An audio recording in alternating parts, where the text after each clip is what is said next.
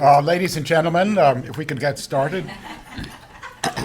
This is the program on constitutional government, and our guest today is Paul Cantor, who's a fancy-named professor from the University of Virginia in the Department of English.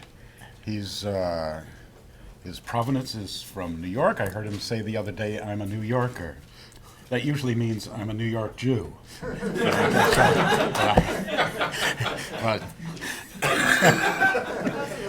that's from one or two other instances of this. No, what was your high school in you?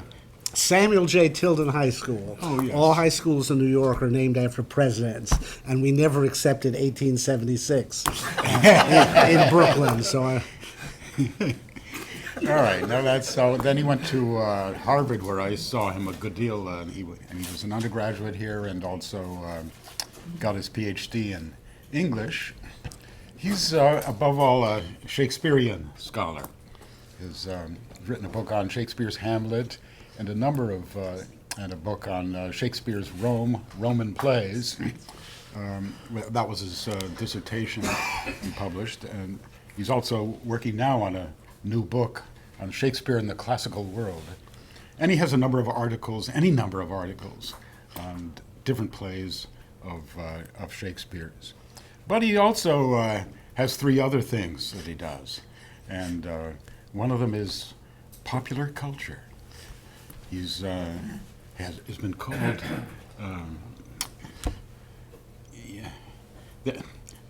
America's best-known professorial interpreter of popular culture.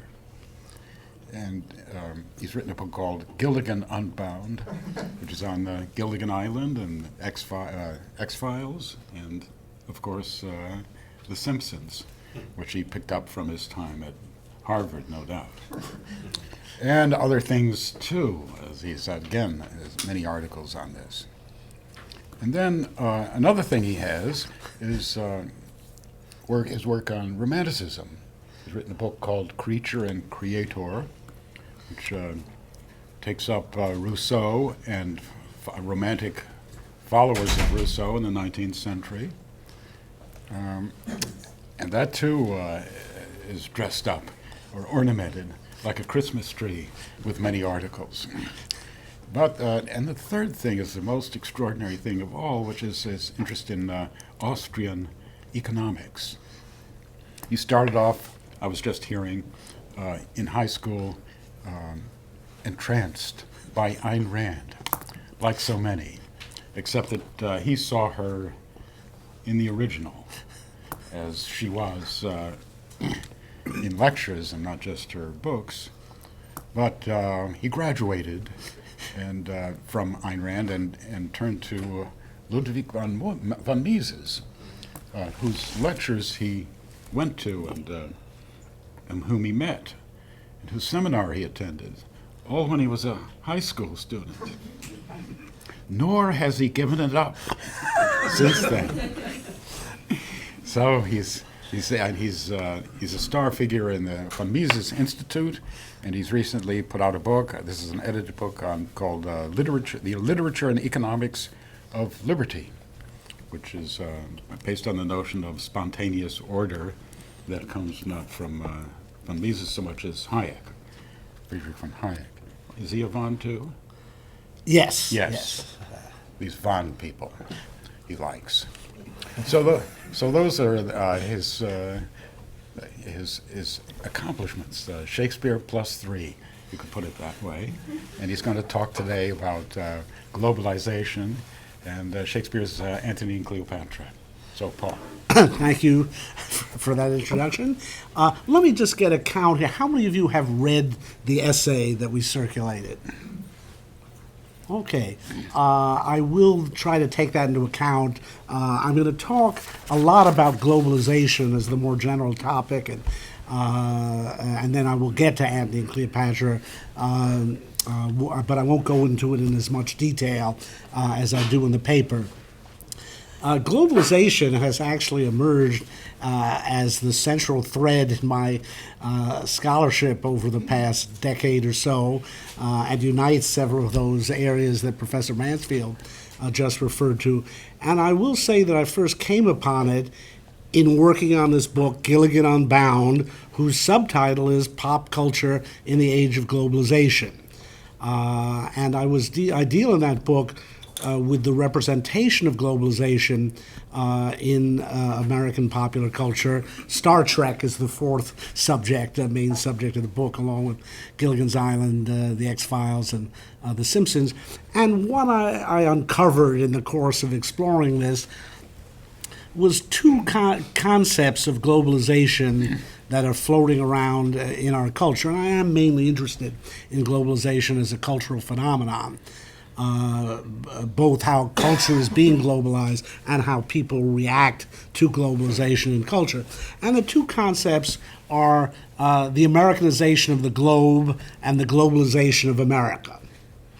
That is, one way people conceptualize globalization is the increasing projection of American power around the globe, that notion of the American century, particularly the idea of American culture itself becoming a global culture, the prevalence of American multinational corporations around the world, McDonald's, KFC, Nike, and so on.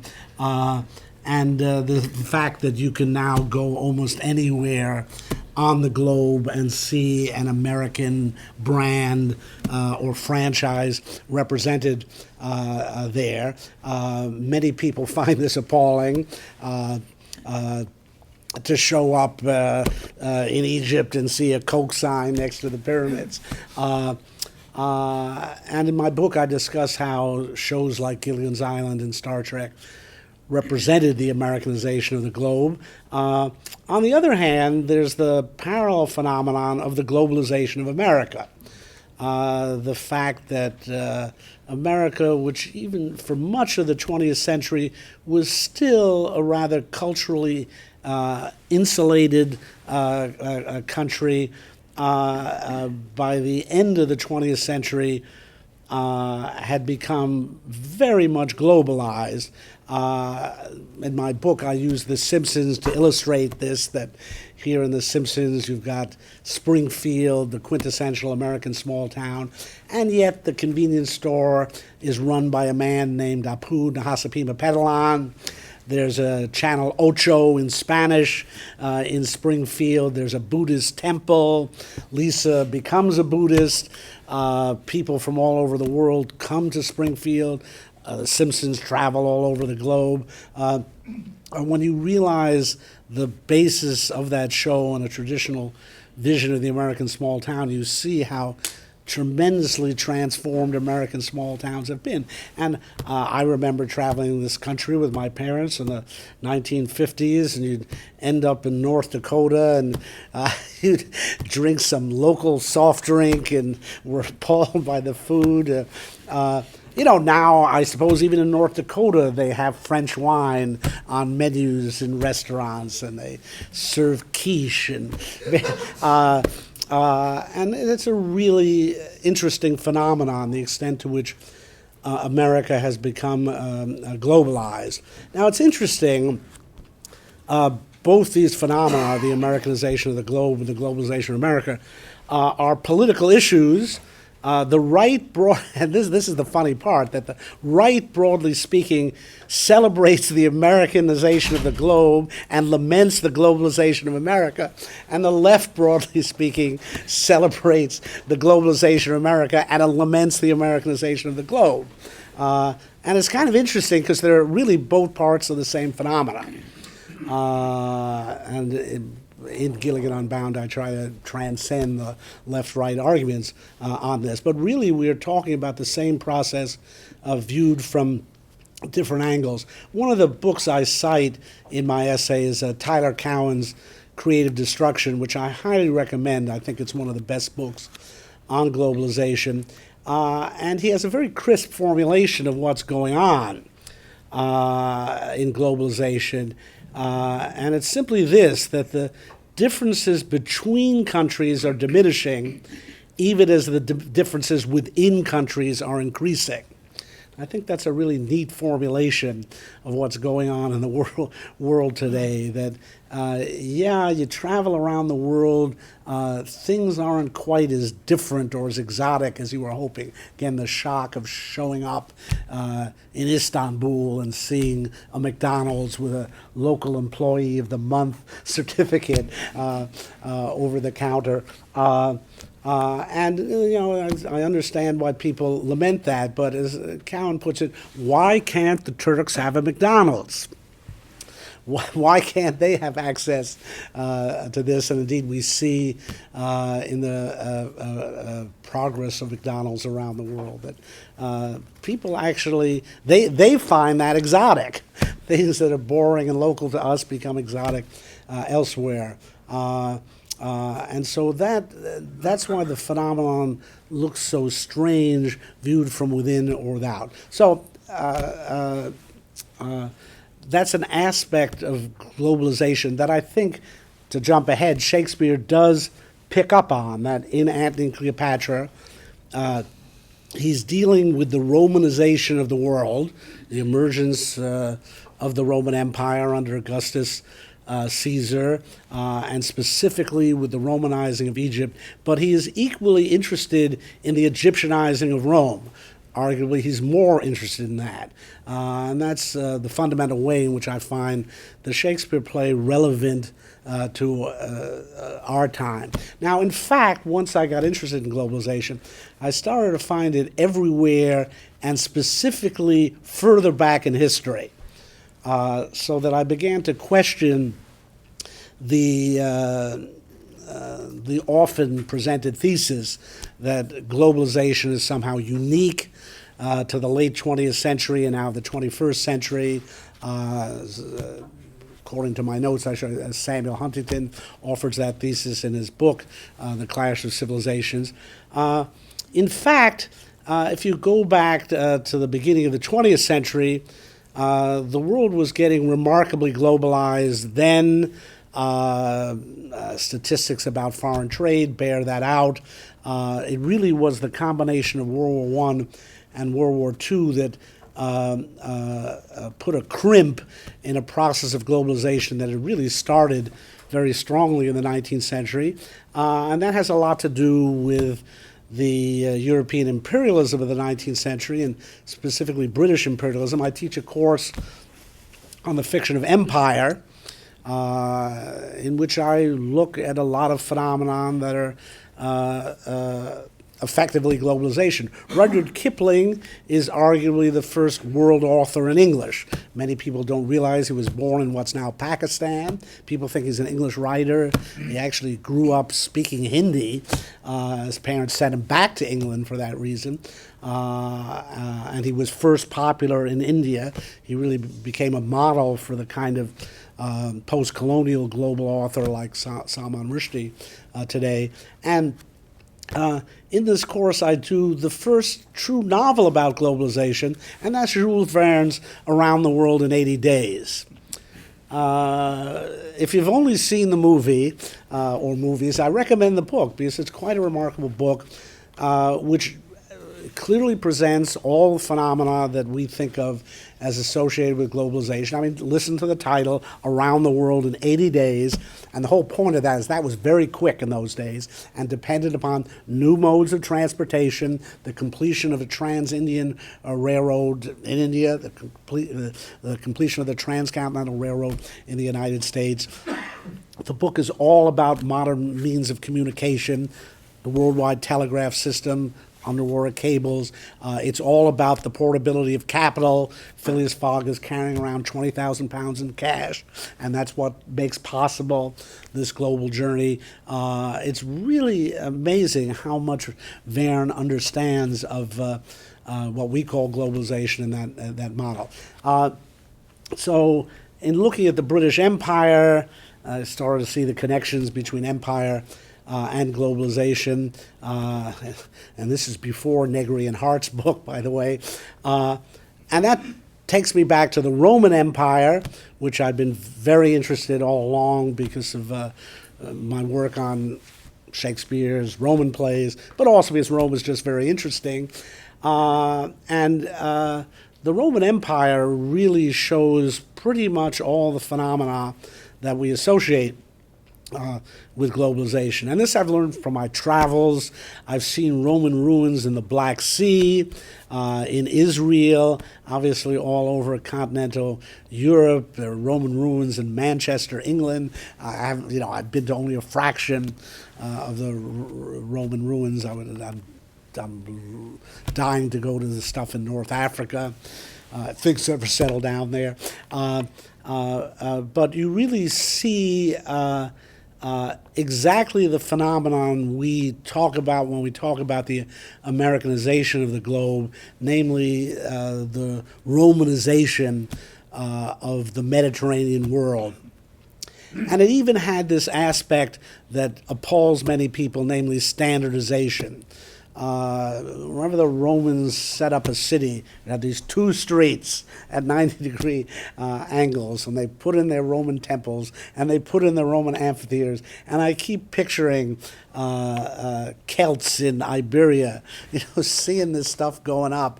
And it would probably like seeing a McDonald's going up in your neighborhood in Syria, let's say, if there are still neighborhoods in Syria.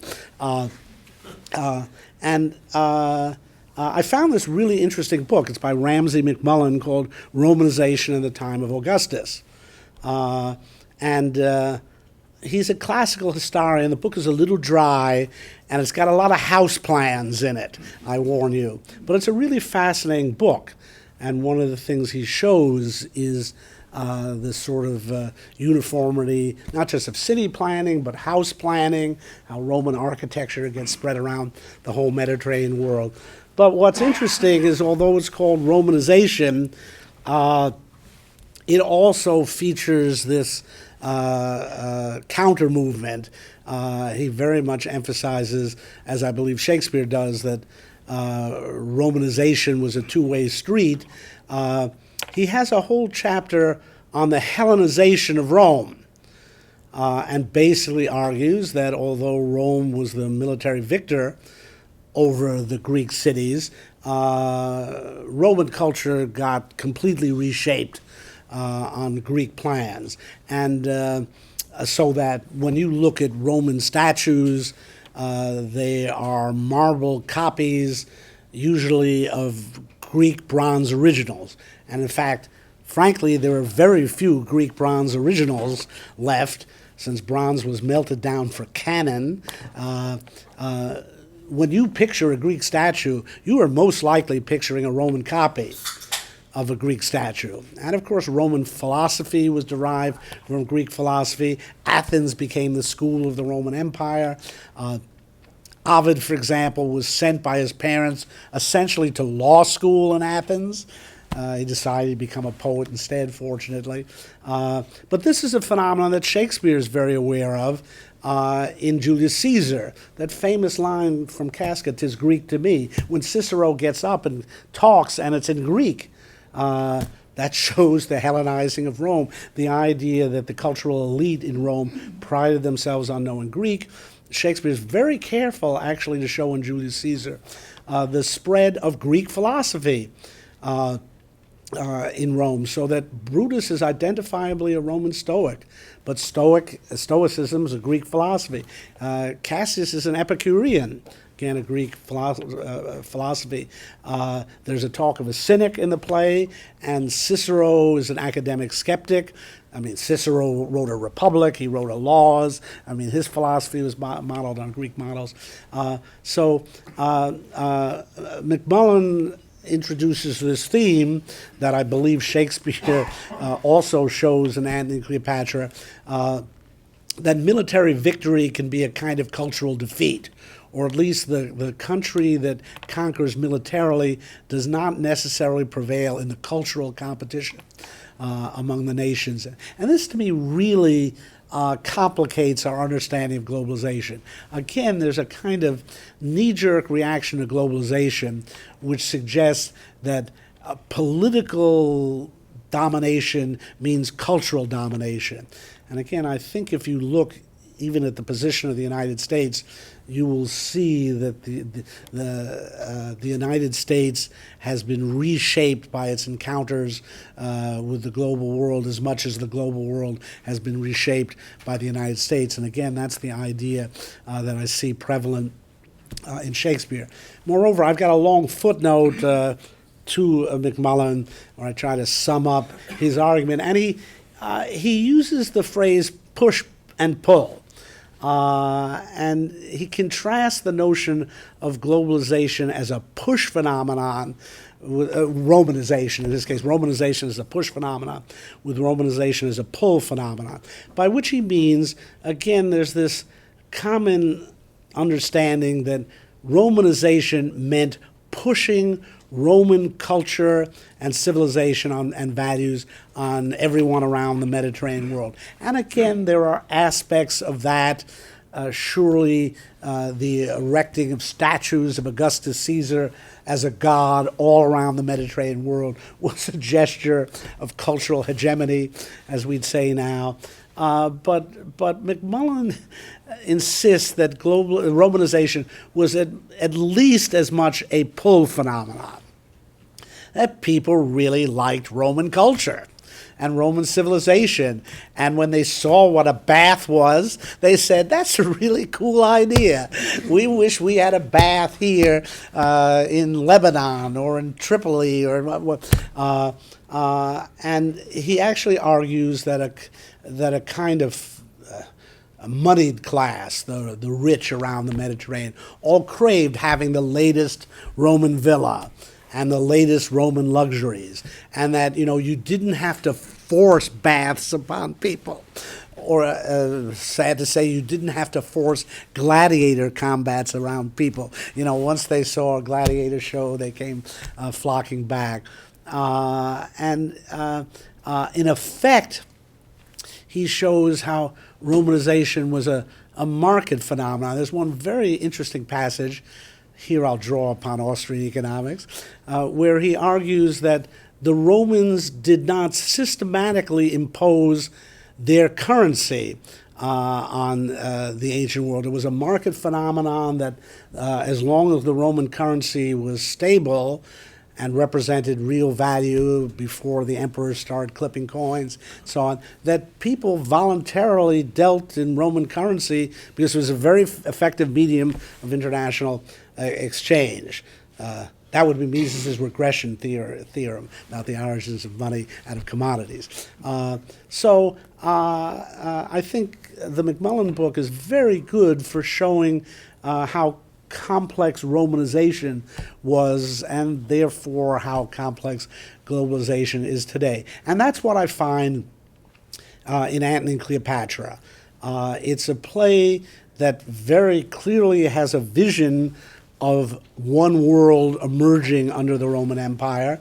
There's talk of the time of universal peace is near. There's constant talk about the world and how the Roman triumvirs are doing things in view of the world. There's a quite striking emphasis in the play on transportation and communication, exactly the phenomena that we associate with globalization today.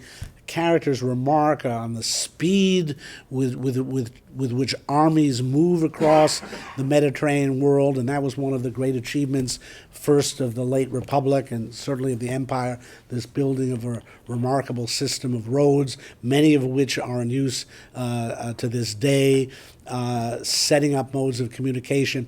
I noted that mail seems to be delivered more frequently in the world of Antony and Cleopatra than it is in our world. Caesar seems to get mail 5 times a day, and I can't even get it once every 2 days. And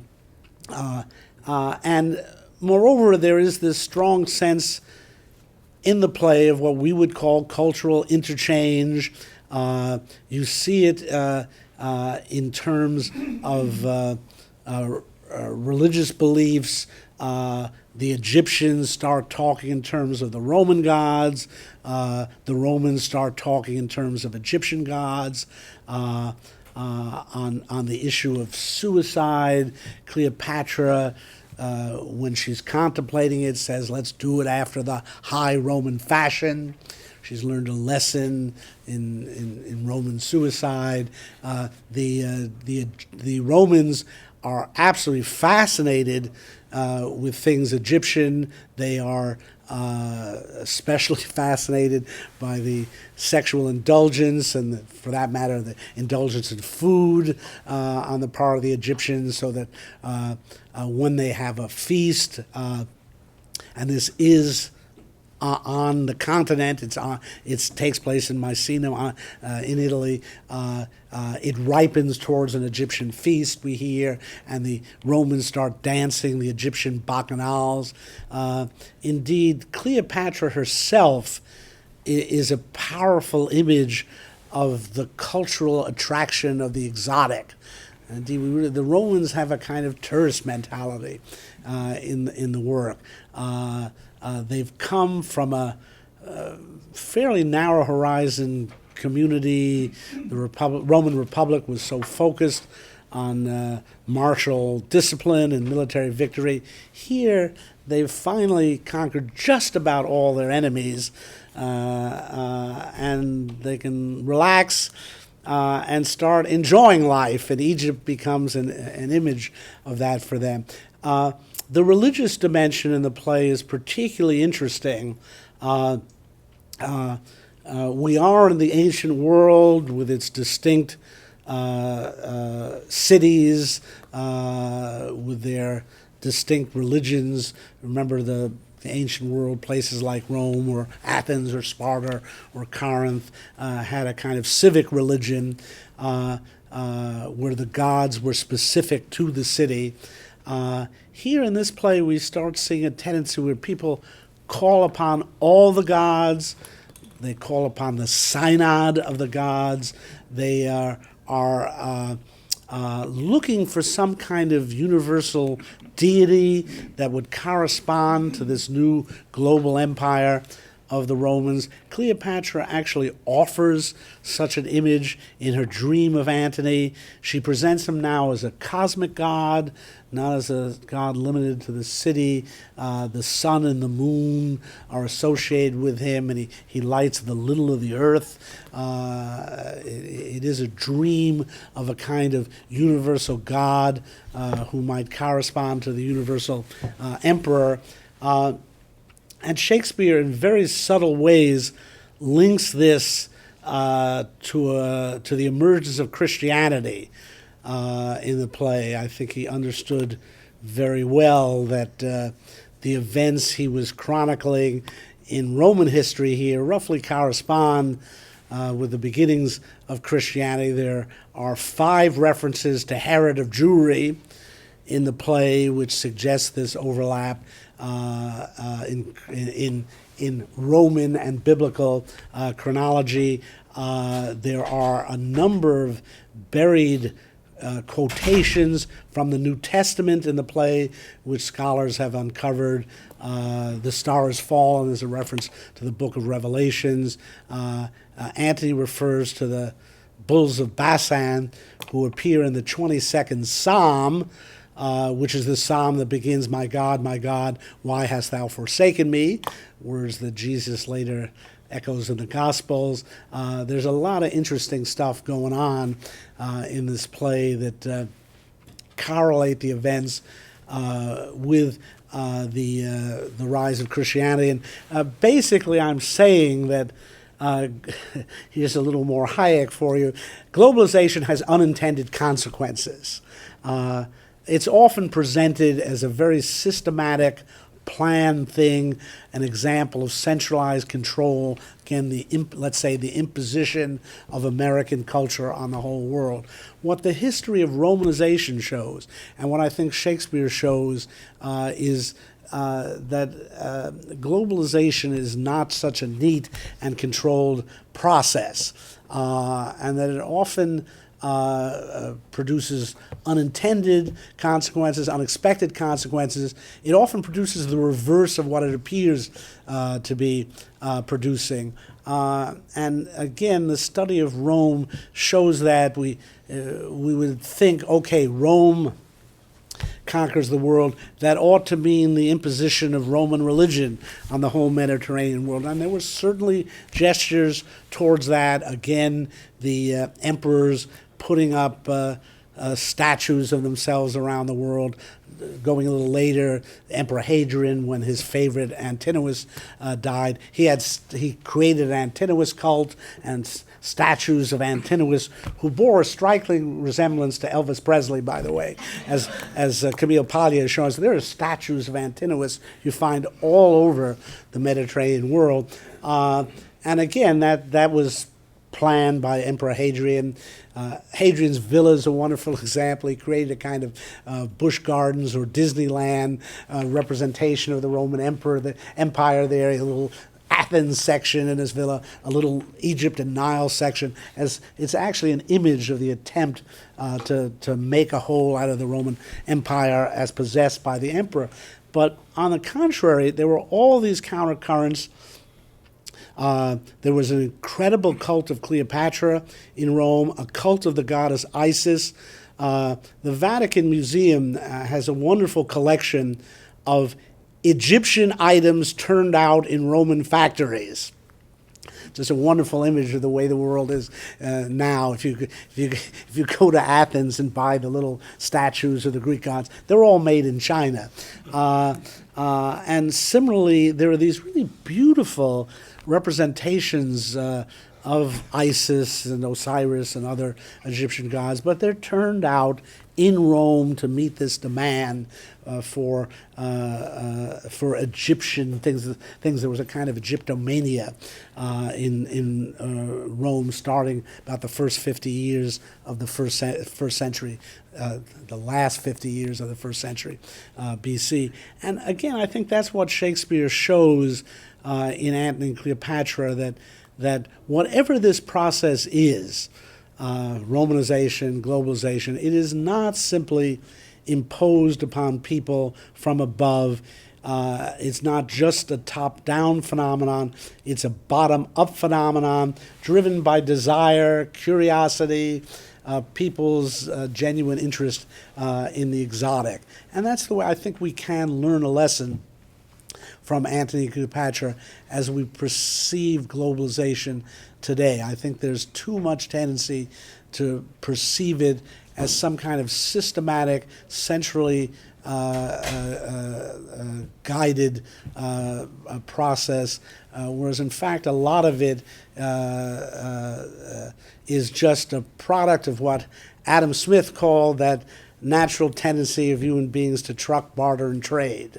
And that a lot of these flows are multidirectional and their outcome is unpredictable. Okay, I'll stop here and throw the floor open to comments, questions. Yes? My question really is not so much with cultural, but there obviously is an economic aspect to globalization, and you have your interest in economics, you might consider it.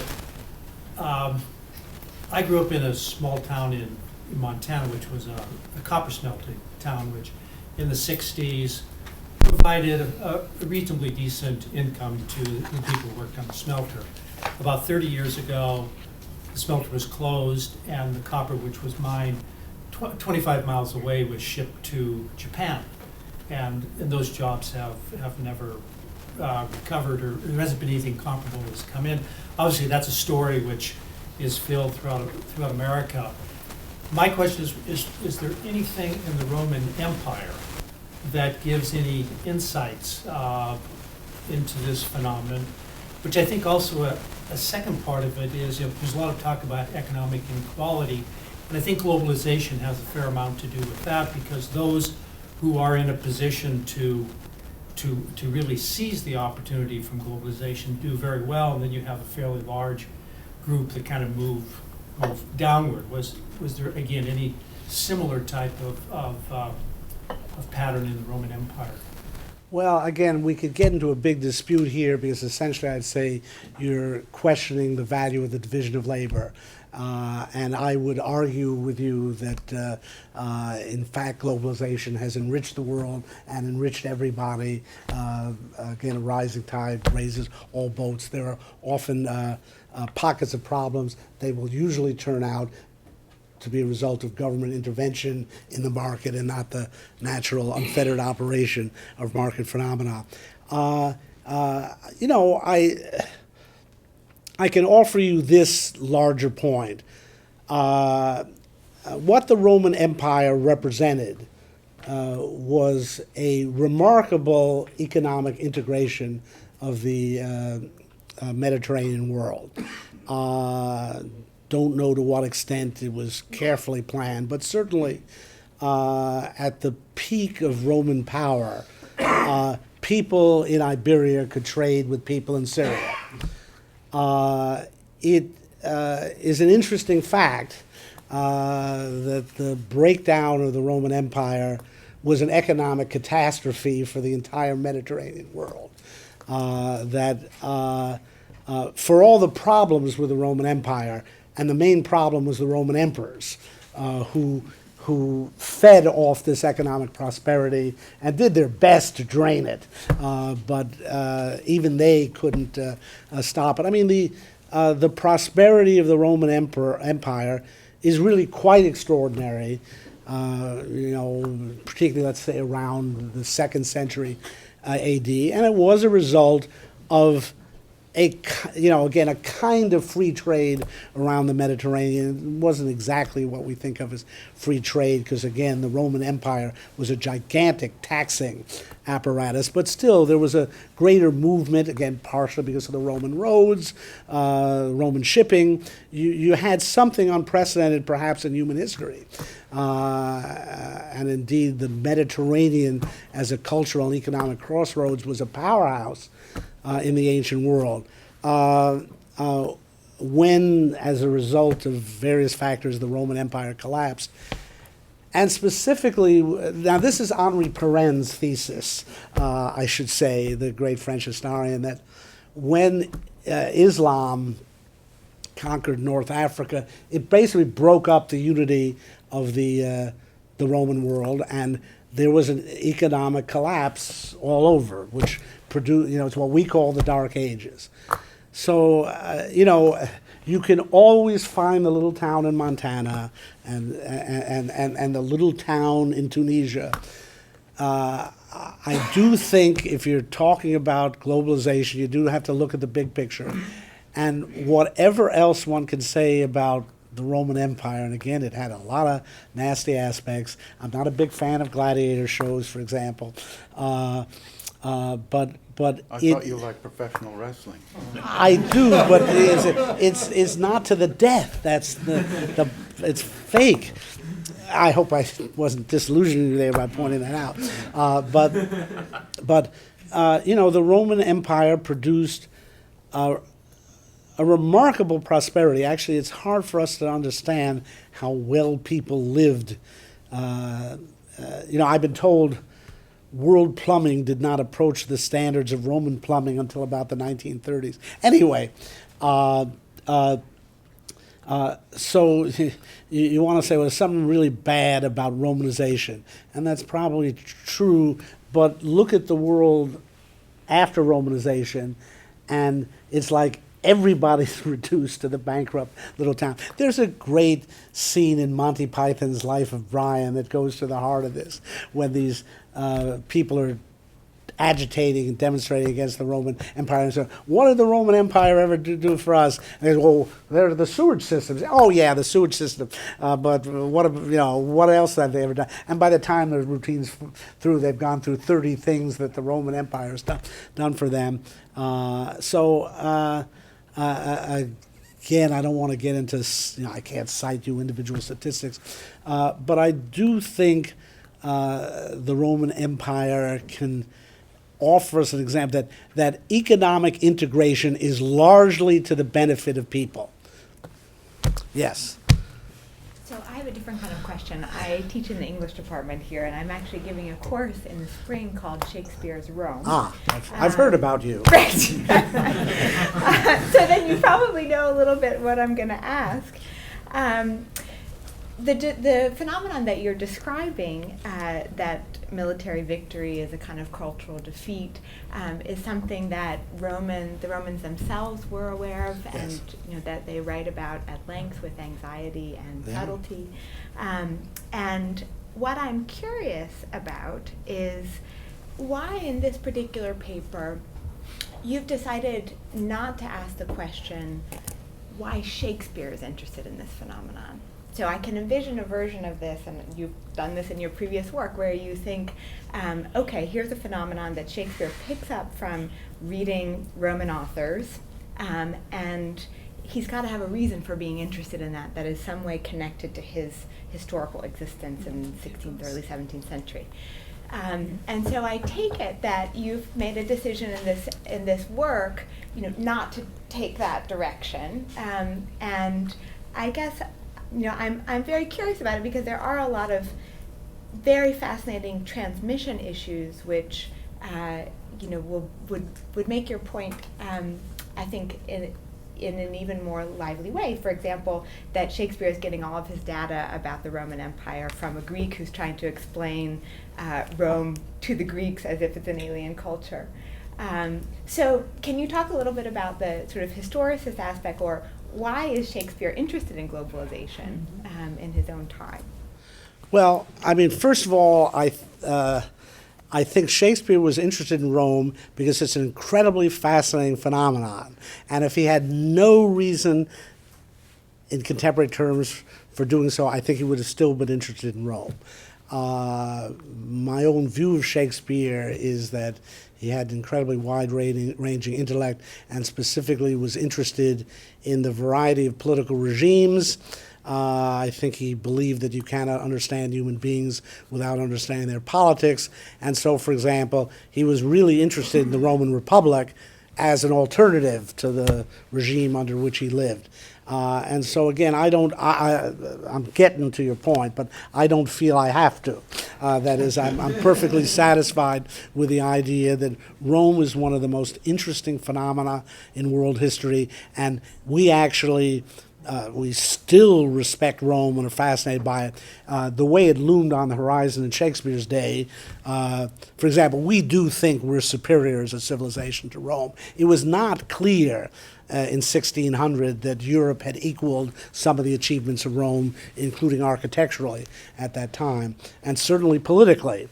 So I just think Shakespeare was interested in Rome because there were kinds of human beings that Rome produced that he was not seeing, and that I think he felt he couldn't portray unless he went back to a Roman setting. And I'm one of the people of the opinion that Shakespeare's Rome is really Rome and not just Elizabethan England in disguise. Now, having said all that, I think it's true that Shakespeare's immediate environment got him interested in Rome because empire was the big issue in the day, that England was very much confronted with two huge empires, the Habsburg Empire and the Ottoman Empire, and it was aspiring to empire.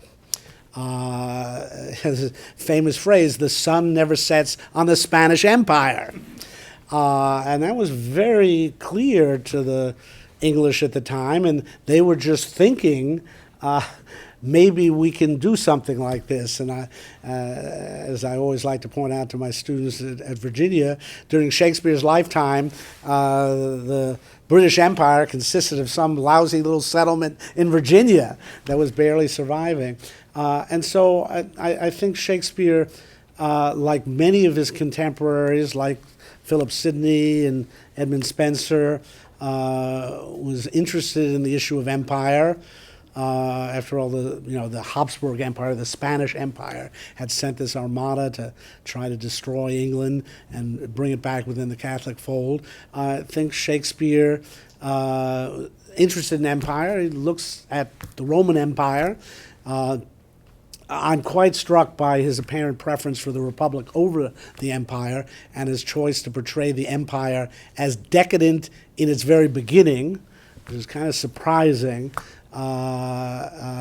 Again, the inclination on the part of many saying, oh, Shakespeare lives under a monarchy that aspires to empire. Surely he would have admired the Roman Empire, and in many ways he does not appear to, judging by Antony and Cleopatra. So yes, I think there are connections there. By the way, I don't think Plutarch is his only source on Rome. He undoubtedly had read the Aeneid and other Latin authors, and so I think he knew more. Evidence that he'd read Cicero. I actually think, remember, Ben Jonson said of Shakespeare, he knew little Latin and less Greek, but that's coming from one of the great classicists of his age, and it means Shakespeare probably knew a good bit of Latin literature. You see Comedy of Errors, which is based on Plautus's Menechmi.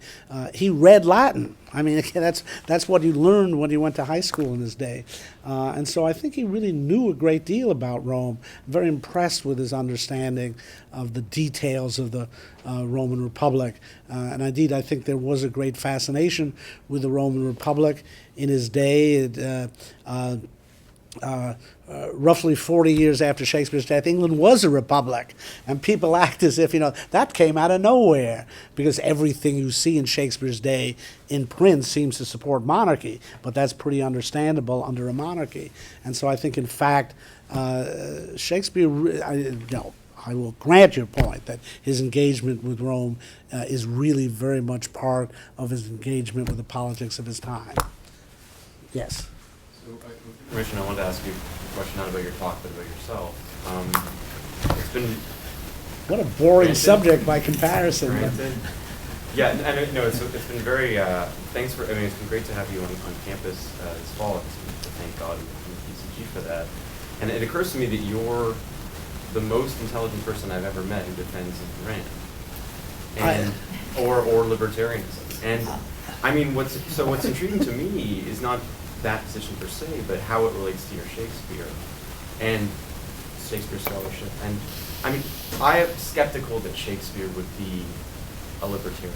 And I know he's not a libertarian at all. So I wanted to ask you what you think his critique of whatever idea of Austrian economics you have and subscribe to would be, and how you personally think about that, being a person who studies both things. Because it's sort of, can a man serve two masters, is sort of what I'm wondering about. Yes, he can. So what would Shakespeare critique, so to speak, of Austrian economics, and what's your response to that?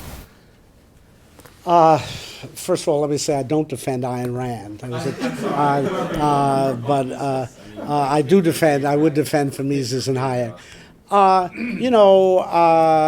I'm not one of these people who feels I need to remake Shakespeare as a mirror image of me. I have, for example, written on Ben Jonson, showing that Bartholomew Fair is a defense of the free market along Hayekian terms. And if that sounds preposterous to you, I can only refer you to my book, Literature and the Economics of Liberty. I do not detect anything similar in Shakespeare. I'll just be blunt about it. I think Shakespeare's fundamental view of the world was aristocratic. That's very foreign to us, in many ways even more foreign than libertarianism. I think it was rooted in a great admiration of the ancient world and the classical notion of nobility. I myself have a great admiration of that view, but I don't believe it's available in the modern democratic world. I do not believe that we have any chance of going back to aristocracy. And given that view, I look at what I think would be the best way to organize the world, and I think it would be on the basis of freedom. That if we can't have nobility, I'll even say the second best is freedom.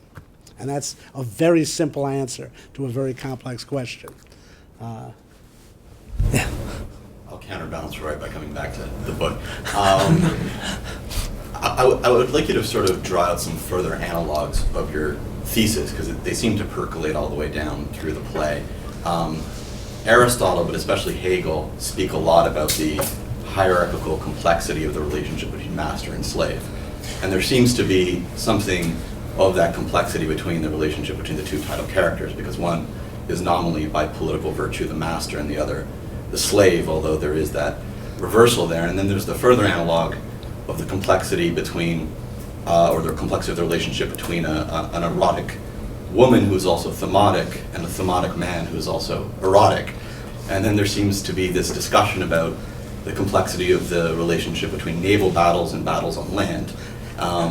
Between an army that fights in the sea sometimes, and between a primarily naval military power that can at sometimes fight on land. And then there seems to be the sort of most abstract analog of your thesis in terms of the relationship between war as a means of war and religion as a means of war, embodied in Antony and Cleopatra. So I was hoping you can talk about all those analogs in your thesis.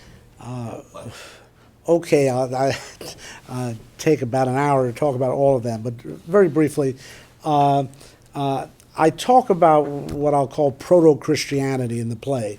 That is, you can see emerging in it what was to become the principle of Christianity, and you see it in the changed relation of masters and servants in the play, and specifically the inversion of it, where the servant becomes the master and the master becomes the servant. That's very Christian in principle. What Shakespeare, again, I regard the three Roman plays as a trilogy, and if you look at Coriolanus and Julius Caesar, the line between masters and slaves is very sharp. And remember, the plebeians were not slaves. And so, in fact, slaves are just mere servants in these plays. Brutus is kind of nice to his servant boy, but there's no question that that's his servant boy. When you come to Antony and Cleopatra, something very strange has happened, namely masters and servants are palling around. They are on relations of virtual equality. In Antony's Last Supper, before his battle with Octavius, he says to all his soldiers, "I wish I could be your servant. I wish I could divide myself up into so many servants for all of you." And so it's really a quite remarkable anticipation of the Christian principle.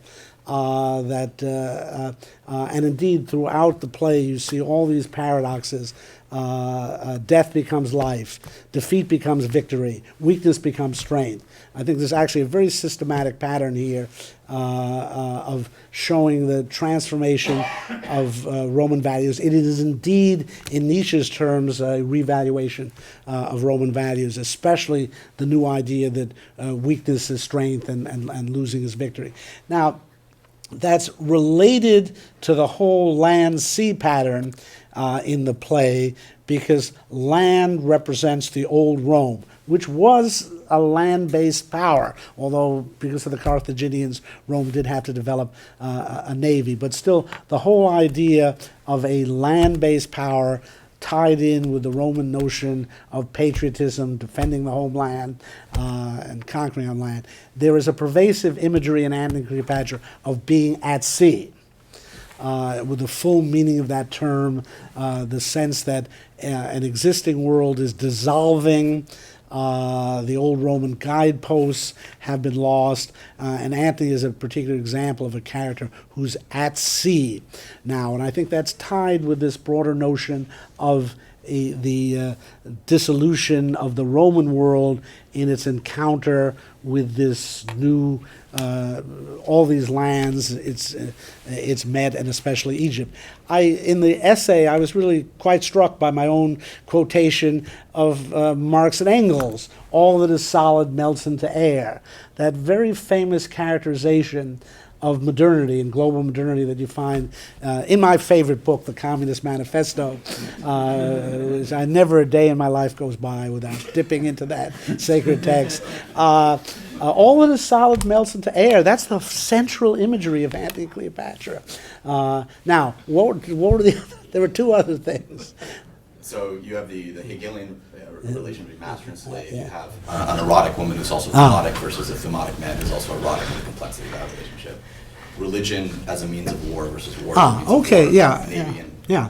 I mean, it's very interesting that in a deeper sense, Egypt conquers Rome in the play, and this would be very Machiavellian. The idea that unarmed prophets, in a way, the unarmed prophet is the victor in Antony and Cleopatra, and indeed, it suggests that. Now here I just should say that I think for Shakespeare it's very important to see a process of corruption within the Roman nobility that leaves it open to this reversal.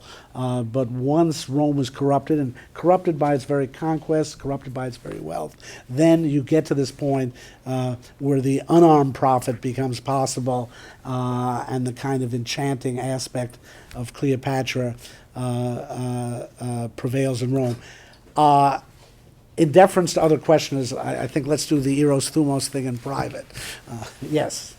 How would you describe the weakness in the Roman character, in the traditional Roman character, the Republican character, that makes it susceptible to this corruption? I mean, the general problem, why should it be that you follow the traditional pattern, you get, a republic along the right lines, you have the right martial virtue, you do everything, by the book, you could say, but still everything collapses. Yeah. Whenever people talk about the weakness in Roman character, I point out the Roman Republic lasted 450 years. That ain't bad by world standards. And we'll see if there's a United States Republic when it reaches its 450th birthday. And so I do feel we need to say something on behalf of the Romans. But it's a long history. I think Shakespeare actually gives hints at it, but basically it is the theme of corruption by your own victories, and especially corruption by wealth. The Roman discipline was fundamentally a military discipline. It rested on the idea that Rome had serious enemies, and Octavius's claim in Antony and Cleopatra, the time of universal peace is near, is very ominous for a military republic. That once and indeed the Parthians are presented as the last enemy of Rome, and they are defeated. Once you defeat these enemies, you go soft. It's the pattern of any championship sports team. They're lean and hungry. They win the championship, party, and then that's all for them. This is a very, very common theme in the history of politics, and I think Shakespeare traces that. And in fact, and again, he does, it seems to be exaggerated. Reading Antony and Cleopatra, you would think Rome had completely collapsed.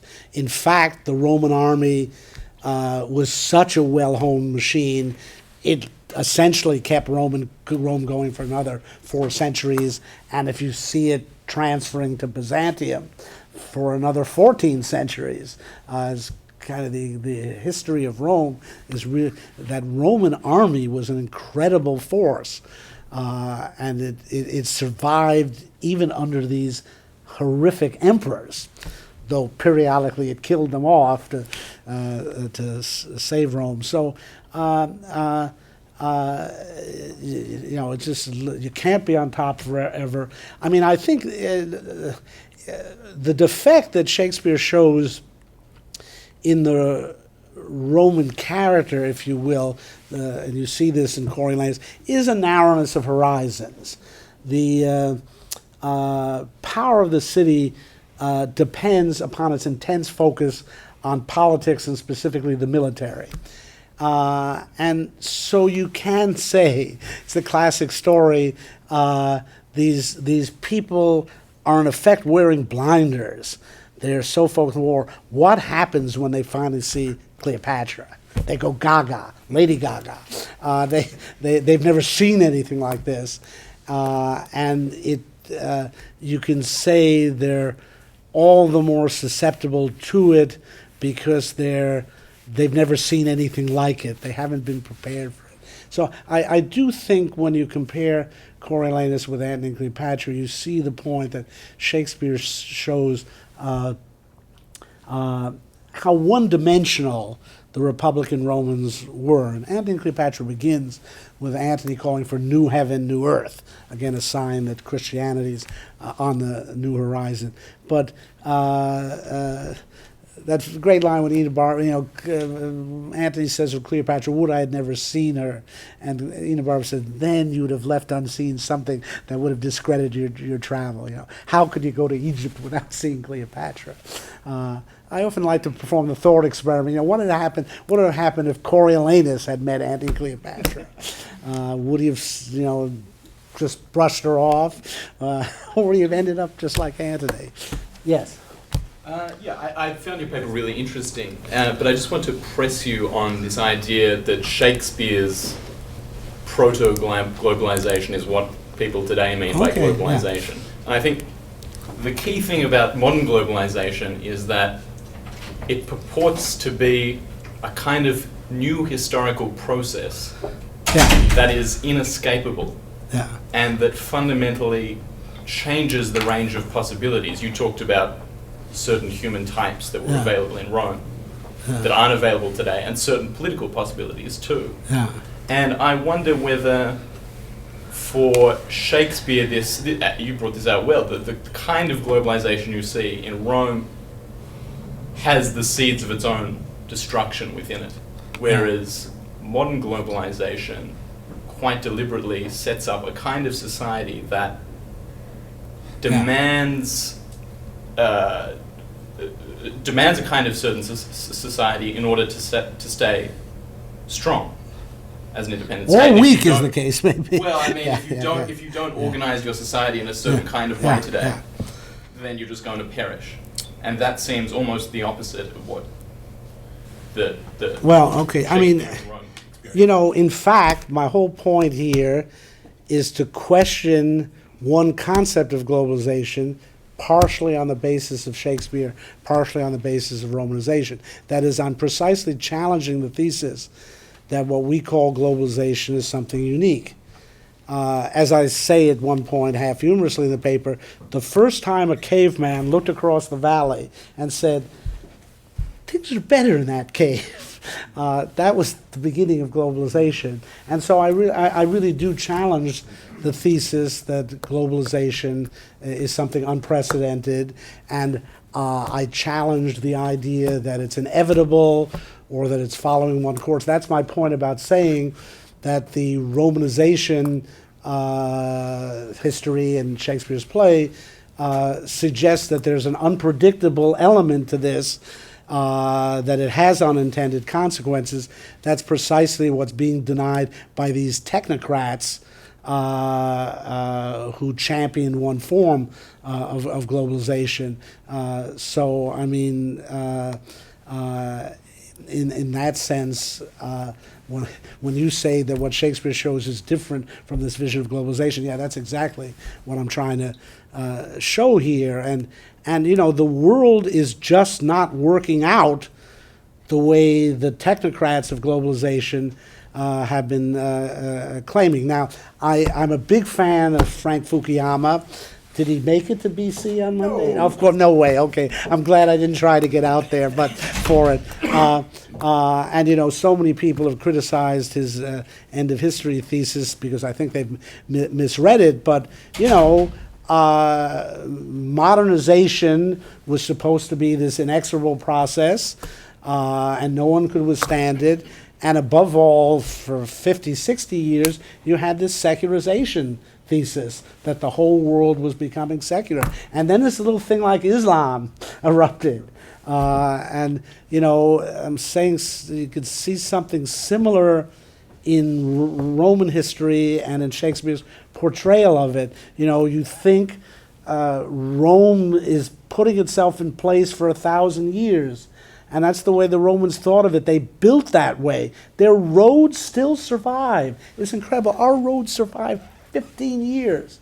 And the Romans built roads to last 1,000 years, and they lasted 2,000 years. And look at things like the Pantheon or the aqueduct. I mean, they really thought this is it. The world will be Roman forever. And then, among other things, something called Christianity came along. And then, for that matter, Islam. And it's one thing I think Shakespeare shows in Antony and Cleopatra, that this rationally administered world where Octavius can say, here's the orders, follow them. There's irrational things, there's non-rational things in the world, like religion, that can blow that stuff completely away. And I think that's happening to the vision of the text. So when you said there's no going back to an older form of society, you meant there might be going back, actually, but at the moment Well, there's not. you know, I said specifically there's no going back to aristocracy. It is, I hate to say this, we are more likely to go back to theocracy than we are to aristocracy.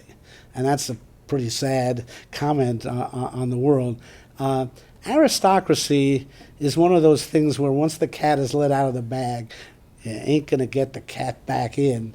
It is a myth that certain human beings are by nature better than others, and that can be identified with social class. And so I mean, this is actually this is the core, I think, really, of the end of history thesis, that we're not going back to aristocracy. And it's not a prediction about how events will cease, but that the democratic ideology has prevailed. And it is interesting that we now have democratic theocracies in the world.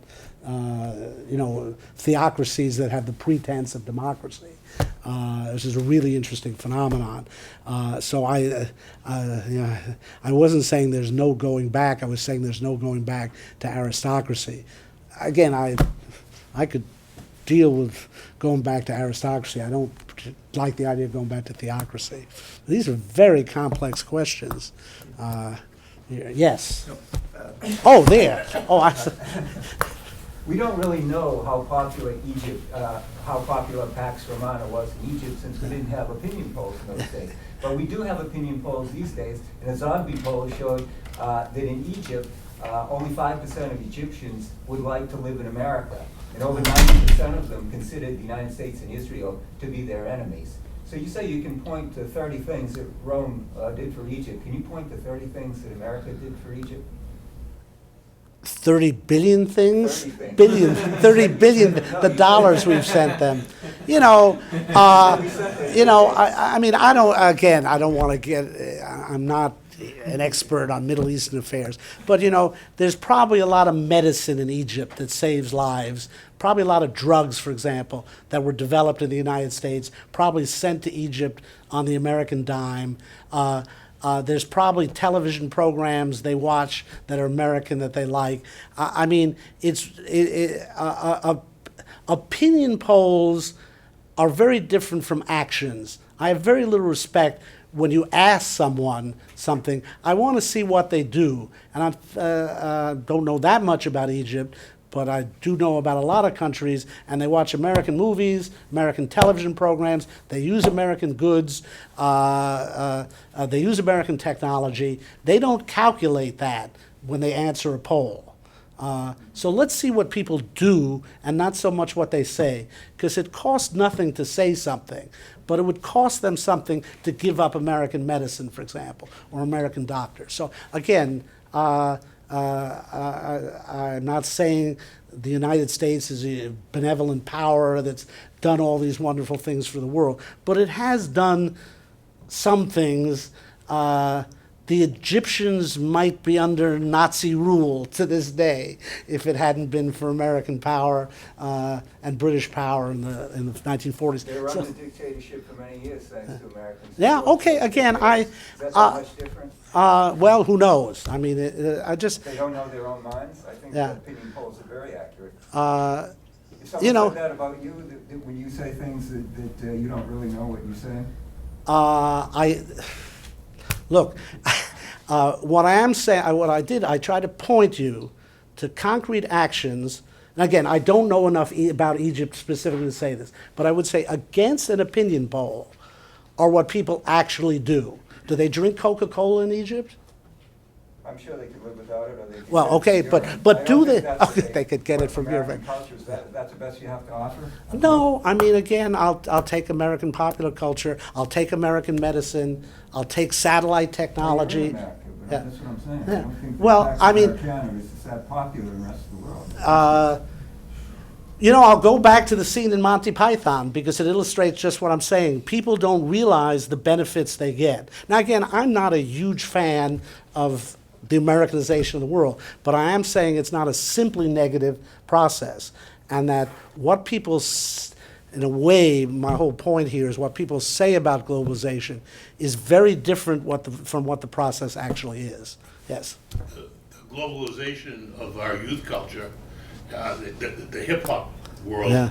has probably given the Egyptian youth the vehicle to protest against America. Well- But what it's done is, I mean, our youth culture started from that whole hip-hop generation.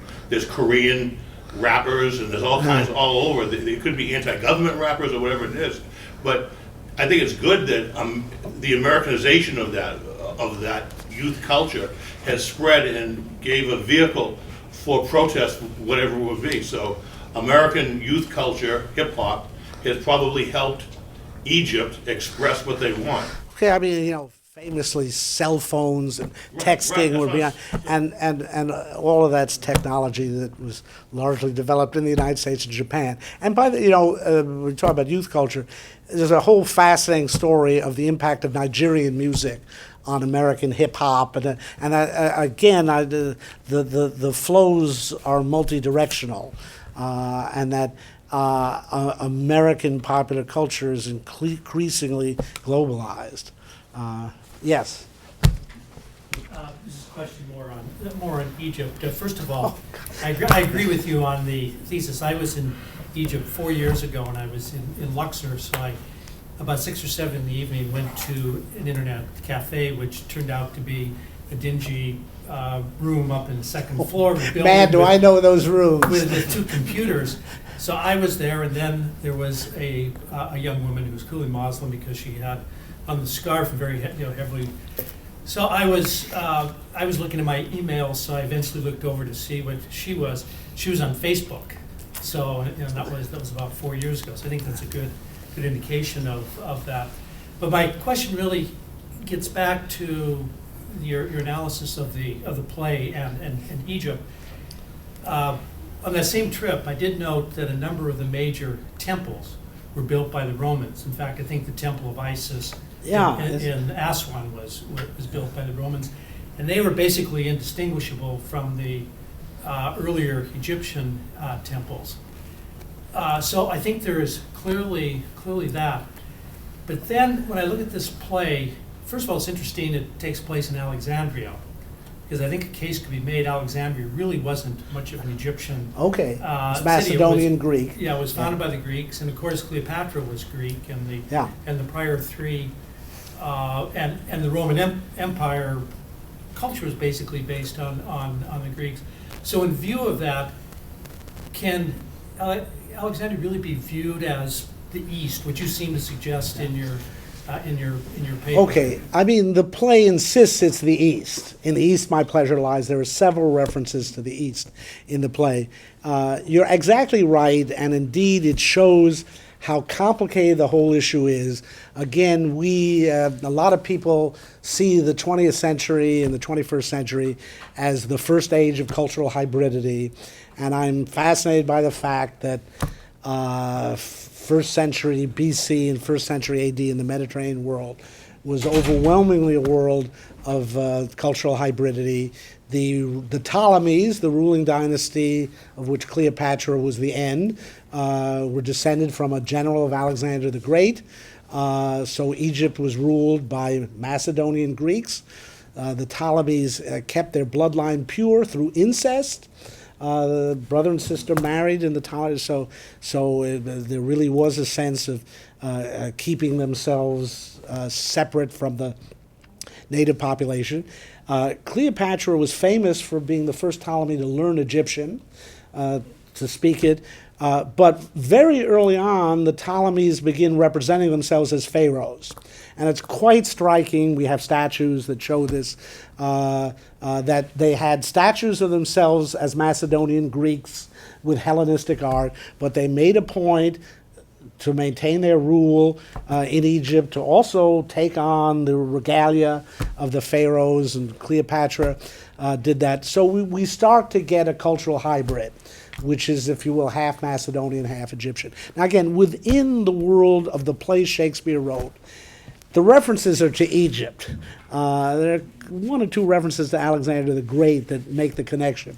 But it's clear in Shakespeare's terms, he wants this to be the East and he wants it to be Egypt. In light of McMullen's thesis, you really could see this as a further Hellenizing of Rome, the encounter with Hellenistic Egypt, the city of Alexandria. And it is interesting, I talk about this on one page, that what we're really talking about here are Hellenistic god-kings. And that's something that Ronald Syme talks about in his book, The Roman Revolution, and McMullen talks about too, that what Rome encountered when it entered the East, what we call the Middle East, was the remnants of these god-kings who came in the wake of Alexander. And for that matter, Alexander was trying to become half Persian and understood this as his strategy. You know, it's arguable that Alexander is the first person with a truly global vision, although it may have been Alcibiades. But anyway, again, I understand all these historical refinements of it, but it's Cleopatra is Antony's Egyptian dish, not his Macedonian dish. So within the terms of the play, we're supposed to see this as Egypt, with the understanding that Egypt had become incredibly complex at this point. It was Hellenized, it was Hellenisticized, and to some extent Romanized. I was struck the first time I went to Athens how many of the ruins are Roman. The Temple of Zeus, I think, is Hadrian. It's magnificent. No one ever talks about it because it's not Greek, but it's really, and the theater of Herodotus Atticus. There's a lot of the Athenian ruins are actually Roman. So we'll have to live with this complexity, but it's exactly it's the phenomenon that people point to when they look at the cultural aspects of globalization now and offer them as unique. But in fact, all this stuff has a long history, and you can even see it in the history of the Egyptian Empire and the fusion with Nubian culture at various points. I mean, human beings don't go for monoculture. That's sort of our vision. We think everybody wants this pure culture of their own. It's really not true. Human beings are incredibly curious people, and they love foreign stuff, exotic stuff, and they're always seeking it out. That's why I say, again, this all begins with the first caveman who looked and said, hey, they got drawings of animals over in that cave. We should have that too. Just two questions. One is, you speak of Shakespeare's favor of aristocracy, and there's much to be said for that. And last time you talked on Shakespeare that I heard, you remarked on almost a kind of disdain for the people, or something stronger in him. I wondered if that does justice, say, to the picture in Coriolanus of the people who have a case. They have a case, in fact. And the second question, which is not the same, is, as these barriers break down, conventional barriers of laws and customs, do natural attractions like the natural leader or the natural beauty become in a way more important? Do they achieve more prominence in such a situation? Well, to the first question, I want to point out that I think Shakespeare admired individual, ordinary people, but he did not admire them in groups, which for him were mobs. And I think that's very strong in Coriolanus. And what you do see is that some of the individuals in the play make a good case against Coriolanus, and Shakespeare himself ultimately makes a case against Coriolanus, that does not mean that he was a Democrat. And I think this is very painful for us. You know, I wish Shakespeare had read Ludwig von Mises and was an Austrian economist, but you know, it just ain't gonna happen. And so there's a tremendous desire that we live in a democracy. Shakespeare must admire democracy. And, you know, again, this is very much disputed. I just don't think he did. And do remember that he never saw or even could conceive of representative democracy, because that's post-Shakespeare. That begins with Thomas Hobbes. So he, to the extent he's criticizing democracy, is criticizing direct democracy, as the Federalist Papers do. In other words, his conception of democracy was that kind of democracy which all too easily degenerates into mob rule, as Plato and Aristotle would show. So that could be our consolation, that if he had only seen representative democracy, he would have supported it. You know, I have a friend who, you know, can't believe that Shakespeare doesn't mention Magna Carta and King John. And, you know, Shakespeare has a very little interest in Parliament. Parliament's almost never mentioned in Shakespeare. That seems so strange to us.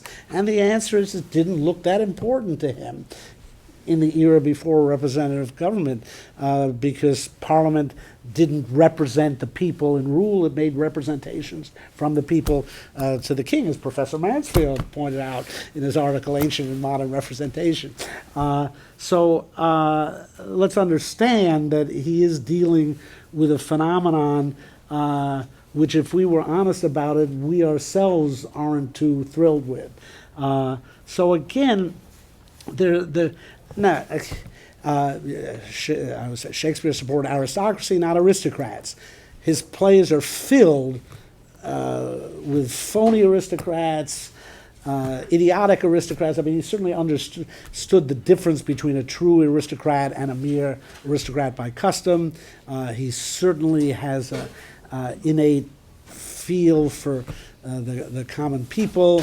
But as individuals, not as a group. And I just, you know, again, from my point of view, I mean, Shakespeare, I think Shakespeare's life, he was an actor, he was at the mercy of a public audience. There are strong signs in his plays of his having been embarrassed appearing in public as an actor. It's all over Coriolanus. And I try to imagine a man of his sensitivity having to get up in front of an Elizabethan audience, being pelted by rotten fruit, so on. And so I think there was something in his life that involved a kind of disgust for crowds. It's actually very strong in his plays. Cleopatra's fear of being put on display among the plebeians. So anyway, these are conjectures on my part, but I think it's pretty consistent from Jack Cade's Rebellion in the early play Henry VI all the way through Coriolanus, that Shakespeare does not like the common people acting as a group, which is to say a mob. What was your second? Oh, beauty and power and charisma. I mean, really, yeah, we would say that in the more political order breaks down, the more the personal qualities of the leader can prevail. But we see even, you know, in Shakespeare there is this focus on extraordinary individuals. And you see it in Coriolanus. It's a reasonably institutionalized framework there in Rome, and yet Coriolanus threatens to take the whole thing over on the strength of his physical presence and his claim on fair ground, I could beat 40 of them. And again, I think Shakespeare, it's a kind of Homeric sense of what one of these great heroes is like. And it is, you know, it probably is physical. When I teach Homer, I ask my students to combine a movie star, a star athlete, a great general, and a prominent politician into one, and then you have Achilles. The strength of that figure and why it was overwhelming. And I think there were people like that.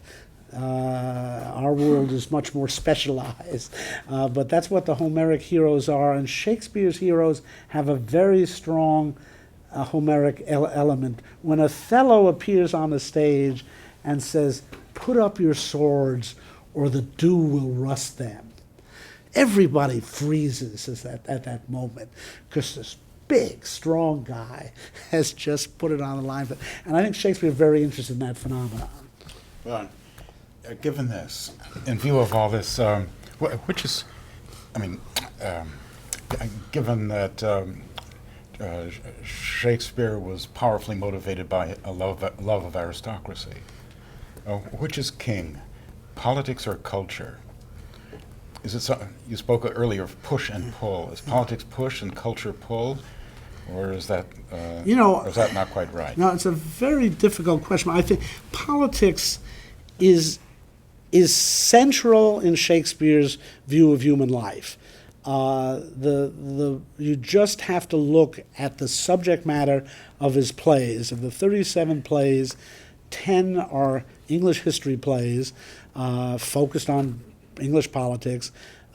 All the tragedies are political in one way or another, including Romeo and Juliet, which deals with noble families in Verona, and a prince who turns out to be Machiavelli's prince if you press the play well enough. So that's 20 out of 37. The Tempest is about Plato's notion of the philosopher king. Start looking at the comedies, a number of them, like Merchant of Venice, are very political. Far more than, probably about 2/3 of his plays focus on politics. I do think he saw politics as the architectonic force in human life, that the way people turn out is shaped by the political regime under which he lives. Now, of course, Shakespeare didn't have the word culture.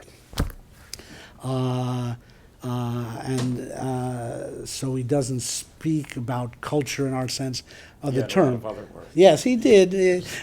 20,000 of them, evidently, many of which he coined. But I guess the ultimate way to press this point was, where does Shakespeare think he stood in all this and his art? Because it's almost obvious, but I think you could say maybe he thought his art was superior to politics, in part because he may have thought of it as a superior political art.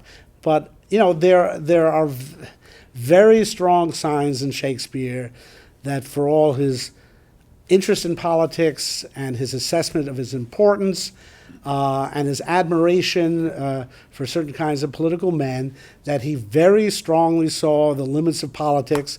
He presents politics as ultimately tragic. There's not a political figure in all of Shakespeare who is completely successful, and most of them have tragic ends. That says something about politics. And even Henry V, who's probably the closest he comes to offering a successful political man, succeeds at enormous personal expense, including essentially killing his best friend Falstaff, creating a regime that, by the accident of Henry's early death, leads to disaster and the loss of everything that Henry won in his great battles in France. So, you take the best example in Shakespeare, Henry V, and his achievement is both flawed and ephemeral. So what does that say about politics? And as I say, a reading of The Tempest, I think, would suggest that Shakespeare exploring the possibility of a philosopher king, and he offers it as purely utopian, which is no more than Plato does in the Republic, ultimately. So I think it's essential to Shakespeare that he sees that as pervasive as politics is, as important as it is, it's not everything. And it's one of the things that you see in Antony and Cleopatra, that as the Roman regime, the Republican regime breaks down, all sorts of new possibilities open up, which are not insignificant. like some kind of infinite love, or Antony's request is to live a private man in Athens, for example. And I do think that Shakespeare was a philosopher, and that he had understanding of philosophy, and that ultimately he raises the same kind of questions that Plato and Aristotle do, whether philosophy is an alternative way of life that ultimately is superior to politics. And we have all these intimations of the philosopher king. At the very central scene of the central act of King Lear, Lear goes off and talks to a philosopher. We never hear that conversation. If we could have heard that conversation, I might be able to answer your question. But I do think there are strong indications in Shakespeare that he thought of politics as very great, but ultimately limited, and that there are human possibilities that go beyond it, including his own art as a playwright, in which he shows that he has a superior understanding of politics than any political man ever had. Yes? You were saying that globalization clearly is a very important phenomenon. It's not unprecedented. It has unintended consequences. Americanization is a key part of it. And there's this kind of push-pull. And the pull is also very important in many ways that are not always apparent, because it relates to, in a sense, local responsibility. Globalization is influential, Americanization is influential, but how much responsibility can you load onto it? And I'm getting to the question about Egypt. Was it not for Americanization, globalization, what, Egypt would be a thriving liberal democracy? It was well on the way, but for globalization? There's a limit to how much responsibility one can assign to globalization and what responsibility the local elements have to take. I agree completely with that, yeah. I mean, if you want my view, I think the United States has undertaken too many responsibilities around the world, thinking that it can deal with what are essentially local problems. So I agree completely with what you say. It ties in, I mean, again, here would be the Austrian part of my presentation here, that, you know, what I'm saying is these top-down efforts at globalization often backfire because of the unintended consequences, and at a very Hayekian point that these technocrats lack knowledge of local conditions, they blunder, and so I honestly am more impressed with the bottom-up process of globalization than with the top-down process. And I'll offer the European Union as the best example of that, the European Union in its history has alternated between being a free trade zone and letting people, through trade, integrate the continent, and then the Brussels vision of this enormous bureaucracy trying to foster these rules that operate everywhere. I've written about this in my latest book, which, by the way, is called The Invisible Hand in Popular Culture and is coming out this month. But I found in an American TV show called Fringe a joke about this moment. There's without going into the details too much, there's this technocracy that's running the world, and they offer, one of the technocrats offers the hero some water, and he says, does nothing for me. And the guy says, it hydrates you. And I stared at this line and realized it referred to the November 2011 controversy when some guy wanted to challenge the idiocy of the EU, and he applied for the right to put on bottled water, brought my prop along with me, can be used for hydration. And the EU ruled against this, that you could not claim that water hydrates you. And I think it's a sign of how sophisticated American television has become, that they had a joke based on that. That when I refer to the idiocy of technocracy, that would be a perfect example of it. These labeling laws in Europe that you can't say that water hydrates. Even so, your course is called Shakespeare and Politics, not Shakespeare and Spontaneous Order.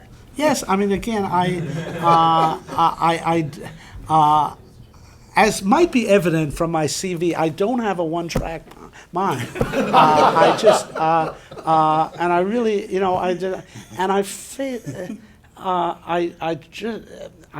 this problem all the time. Like, people want me to put Shakespeare in a mold that I don't think he belongs in. For example, in our book, we have a wonderful essay by Dario Fernandez Morera on Cervantes and the spirit of the free market in Don Quixote, and I think that works very well. But judging by The Merchant of Venice, Shakespeare has some real doubts about markets and what they do to human life. Yes. Come back to Professor Mansfield's question.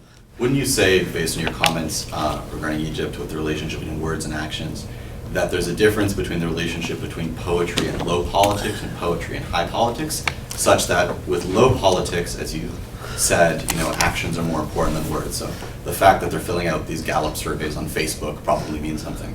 But when it comes to high politics, you have all of these examples in Shakespeare where Shakespeare ironically sets up these situations where he wants actions to speak for themselves. Like, he wants the wounds of Caesar to speak for Caesar.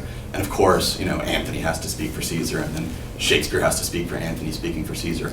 Or he sets up these other situations where, the political awesomeness of Othello would just be invisible and lost to history, were it not for an Iago always whispering in his ear, trying to play on his eros and his jealousy, which are extra political qualities or qualities external to politics, setting up a situation where his greatness is thus sort of questioned. And then, of course, the most essential example would be the invisibility of Achilles, or Odysseus for that matter, were it not for Homer. So it would seem that it's not so simple as actions speak louder than words. It's that for mobs, actions are much more important than words. That politics is more important than poetry. But for great individuals, the kind of people you're talking about, aristocrats, somehow the poetry is more important than the politics, because the politics is invisible and lost, were it not for the poetry. Yeah, I mean, I agree with that, and especially, the Homer example is a wonderful example of it. It was from when they first deciphered Linear B, the language of the alphabet of the Mycenaean Greeks. They found names like Achilles on these records, but they were tax records. They were, Achilles owes 4 drachmas or something. And if that's all we had, who would care? But yeah, Homer. And so there's a sense in which Homer's achievement is greater than that of Achilles. And I do think, especially since Shakespeare is in many cases creating fictional characters like Othello, or one really, what did he think? He, as you may know, he had remarkable access to aristocrats because his theater company performed at court.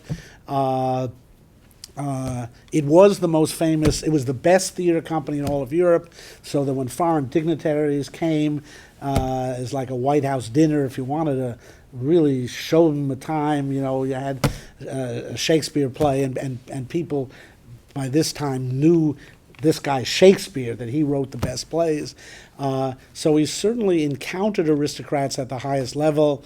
The sonnets may have been written to the Earl of Southampton. Certainly, Rape of Lucrece and Venus and Adonis are dedicated to the Earl of Southampton. That means Shakespeare is connected to the Earl of Essex, and so some of the prominent factions at court. And I think the little country boy from Stratford was very impressed, and it must have been an incredible experience, given his origins, to find himself moving among the creme de la creme of British aristocracy. On the other hand, he was a smart guy, and he must have seen how dumb some of them were, and how empty some of them were, and so on.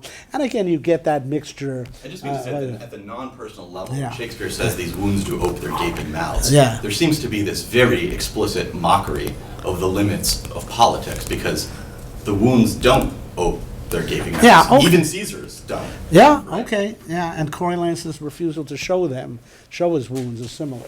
So, We've got to stop. okay. And thanks so much, Paul. It's been great.